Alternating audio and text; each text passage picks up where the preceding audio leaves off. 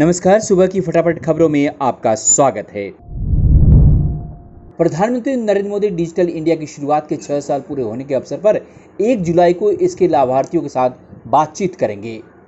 PMO ने कहा कि डिजिटल इंडिया नए भारत की सफलताओं की कहानियों में से एक है, जिसने सेवाओं को सक्षम बनाने, सरकार को नागरिकों के करीब लाने, जन भागीदारी को बढ़ावा देने और लोगों को सशक्त बनाने में भूमिका अदा की है। जम्मू एयरबेस पर ड्रोन से हुए हमले के बाद प्रधानमंत्री नरेंद्र मोदी ने हाई लेवल मीटिंग की है। इस मीटिंग में गृह मंत्री और रक्षा मंत्री भी शामिल हुए। प्रधानमंत्री नरेंद्र मोदी ने रक्षा मंत्री राजनाथ सिंह, गृह मंत्री अमित शाह और एनएसए अजीत डोभाल के साथ उच्च स्तरीय बैठक 2 घंटे चली। इस बैठक में रक्षा क्षेत्र में भविष्य की चुनौतियों और हमारे सुरक्षा बलों को आधुनिक उपकरणों से लैस करने पर चर्चा हुई। इस मीटिंग से पहले वायुसेना चीफ RKS भदौरिया ने रक्षा मंत्री राजनाथ सिंह को जम्मू ड्रोन अटैक की पूरी डिटेल दी। पश्चिम बंगाल प्रदेश कार्य समिति की बैठक को वीडियो कॉन्फ्रेंसिंग के माध्यम से संबोधित करते हुए बीजेपी के राष्ट्रीय अध्यक्ष जेपी नड्डा ने कहा कि भाजपा 5 साल बाद बंगाल में अगली सरकार बनाने के लिए लड़ेगी। अब मुकाबला केवल भाजपा और टीएमसी के बीच में है और तृणमूल कांग्रेस की खराब मानसिकता को लोकतांत्रिक तरीके से हराएगी भाजपा। बीजेपी अध्यक्ष ने कहा कि बंगाल में बीजेपी और कमल के निशाने को खिलाने में बहुत छोटी अवधि में एक लंबी यात्रा की है। 2014 में लोकसभा के चुनाव में हम 2 सीट जीतकर आए थे और 18% वोट मिले थे। 2016 के विधानसभा चुनाव में भाजपा को सिर्फ 3 सीटें मिली थी। हमारा वोट प्रतिशत 10.16% था। 2019 में हमें 40.25% वोट मिला और 42 में से 18 सीटें मिली। दिल्ली के मुख्यमंत्री और आम आदमी पार्टी नेता अरविंद केजरीवाल ने अमरिंदर सिंह सरकार पर जमकर निशाना साधा है। इस दौरान उन्होंने कहा कि पूरे देश में लगभग सबसे महंगी बिजली पंजाब से मिलती है, जबकि पंजाब में बिजली बनती है। इसके बावजूद सबसे महंगी बिजली पंजाब को क्यों मिलती है? क्योंकि बिजली कंपनी और पंजाब की सरकारी सत्ता में गंदी सांठगांठ है। उन्होंने कहा कि अगर पंजाब में हमारी सरकार बनेगी तो आपको 300 यूनिट तक बिजली मुफ्त मिलेगी, घरेलू पुराने बिल को माफ किया जाएगा और पंजाब में 24 घंटे बिजली मिलेगी।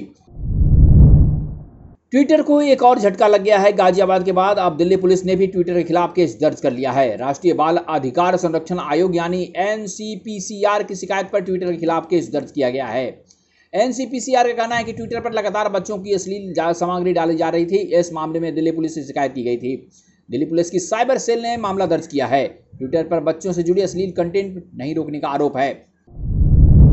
दिल्ली के उप मुख्यमंत्री मनीष सिसोदिया ने भाजपा पर गुंडागर्दी करने का आरोप लगाया है। उप मुख्यमंत्री ने कहा कि रोहतास नगर में स्कूल बनने का विरोध करते हुए भाजपा नेताओं और गुंडों ने स्कूल पर तोड़फोड़ की। मेरी सरकारी गाड़ी को तोड़ा। दरअसल दिल्ली सरकार में मंत्री सत्येंद्र जैन के साथ मनीष सिसोदिया स्कूल के निर्माण कार्य का निरीक्षण करने गए थे, जहां पर उनकी गाड़ी के साथ तोड़फोड़ हुई। मनीष सिसोदिया ने कहा कि आज रोहतास नगर में स्कूल बनने का विरोध करते हुए भाजपा नेता और गुंडों ने स्कूल में तोड़फोड़ की। मेरी सरकारी गाड़ी को तोड़ा, स्कूल का गेट तोड़कर अंदर मौजूद महिला शिक्षकों, इंजीनियर्स, मजदूरों के साथ बदतमीजी की। भाजपाइयों को स्कूल बनने, पढ़ने लिखने से चिढ़ क्यों है? यूपी के मुख्यमंत्री 3T ट्रैश ट्रैक ट्रीट अभियान के साथ साथ आंशिक कोरोना कर्फ्यू टीकाकरण से प्रदेश में कोरोना का संक्रमण नियंत्रित करने में सफलता मिली है। आंशिक कोरोना कर्फ्यू के समय से प्रदेश में अभिनव प्रयोग करते हुए जीवन और जीविका बचाने के उद्देश्य से औद्योगिक आर्थिक गतिविधि, चीनी मिलें, गेहूं खरीद चालू रही।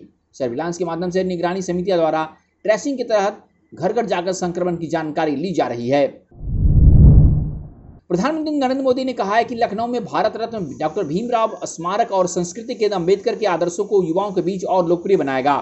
राष्ट्रपति रामनाथ कोविंद ने उत्तर प्रदेश की राजधानी में इस केंद्र की आधारशिला रखी। 5493.52 वर्ग मीटर क्षेत्र में बनेगा, जहां अम्बेडकर की 25 फुट ऊंची प्रतिमा भी होगी। प्रधानमंत्री ने कहा है कि भारत रत्न डॉक्टर भीमराव स्मारक एवं संस्कृति केंद्र लखनऊ माननीय डॉक्टर बाबा साहब अम्बेडकर के आदर्शों को युवाओं के बीच और लोकप्रिय करेगा। मैं इस प्रयास की पहल करने को लेकर उत्तर प्रदेश सरकार की सराहना करता हूं।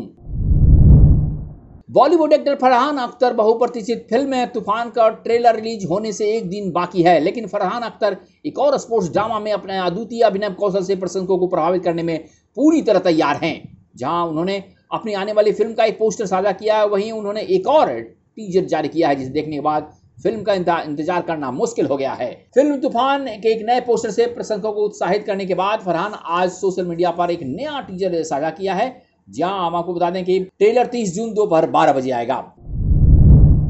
फिल्मकार करण जौहर ने घोषणा की है कि उनकी निर्माण कंपनी के बैनर तले बनने वाले अगली फिल्म वकील व कार्यकर्ता सी शंकर नायर के जीवन पर आधारित होगी। भारतीय राष्ट्रीय कांग्रेस के पूर्व अध्यक्ष एवं वायसराय के कार्यकारी परिषद के सदस्य नायर के जीवन पर आधारित इस फिल्म का नाम होगा द अनटोल्ड स्टोरी ऑफ सी शंकरन नायर।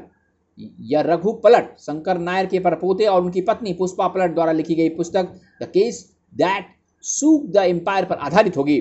जी हाँ दोस्तों, तो ये थी सुबह की फटाफट खबरें। और भी खबरों के लिए बने रहिए हमारे साथ। हमें दीजिए इजाजत। नमस्कार, शुभ दिन।